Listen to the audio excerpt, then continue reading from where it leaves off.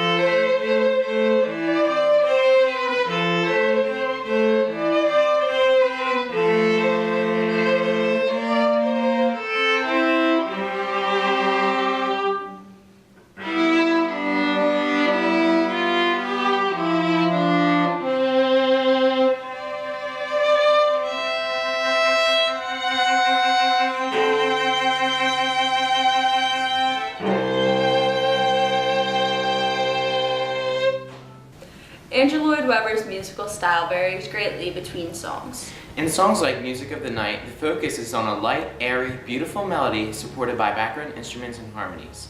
In other songs like Phantom of the Opera, there's a strong, powerful, forceful melody that strikes with passion and fear into the hearts of the listener.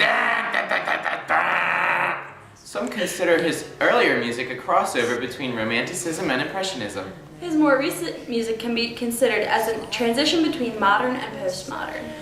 Sadly, however, he has been accused of plagiarizing many of his famous melodies in Phantom of the Opera. Some have defended Webber by saying his music is simply pastiche and perfects the style of other artists. I, on the other hand, think he's a fraud! Now for some insight on the life of a genius. Andrew Lloyd Webber was born March 22nd, 1948.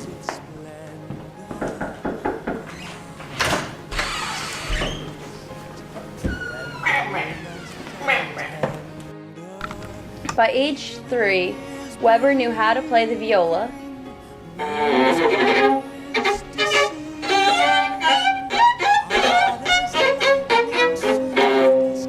and the piano.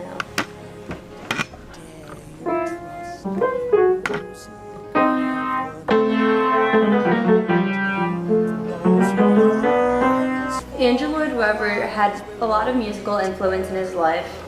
His parents were both music teachers, and his Aunt Vi influenced his early interest by taking him to the theater to see musicals such as My Fair Lady, South Pacific, and then the film Gigi.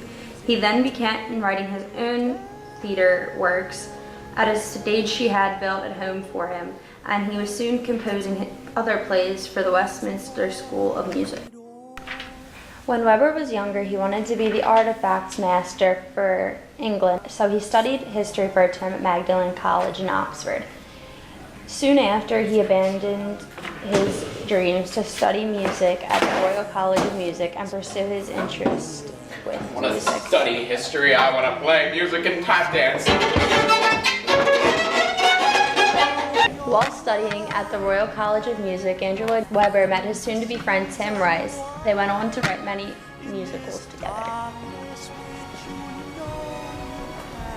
Yo man, what's your name? I'm Tim Rice. What's your name? Yo, I'm Andrew Lloyd Webber. Nice to meet you. Nice to meet you. You write music? I write music. You write lyric? Yeah. We work together. We write musicals.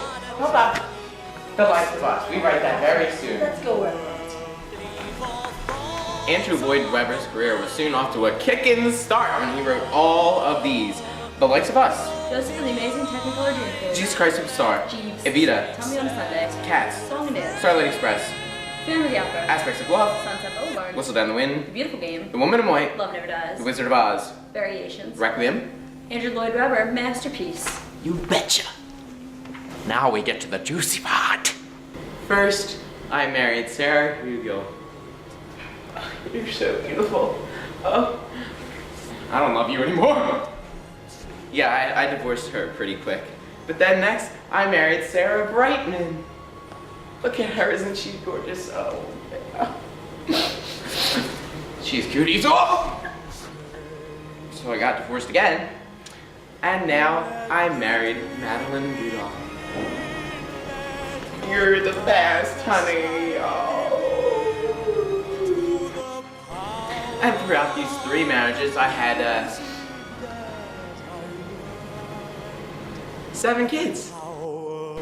For his work in music and the community, in 1992, the Queen of England knighted Andrew Lloyd Webber, and he is now the Lord Lloyd Webber. I knight thee, the Honorable Lloyd Webber. The most honorable!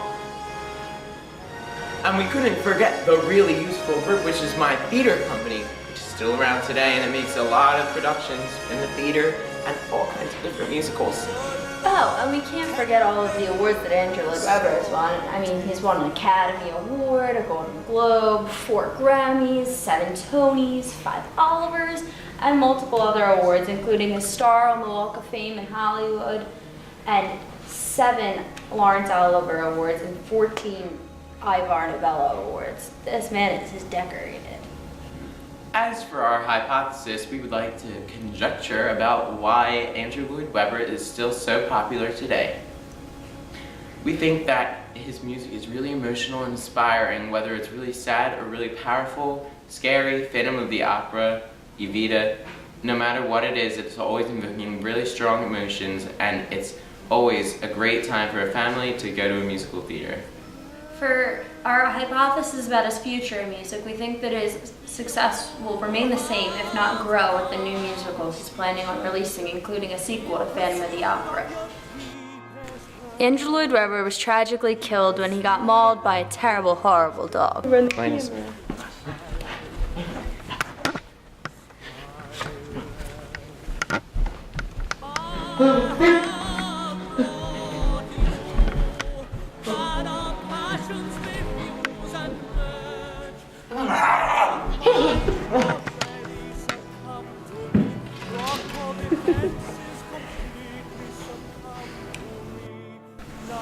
Just kidding, I didn't die.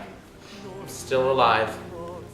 Even though I'm not dead, even when I do die, I will still live on forever in your hearts and on the stage of musical theaters around the world. Point of no return, no backward glances.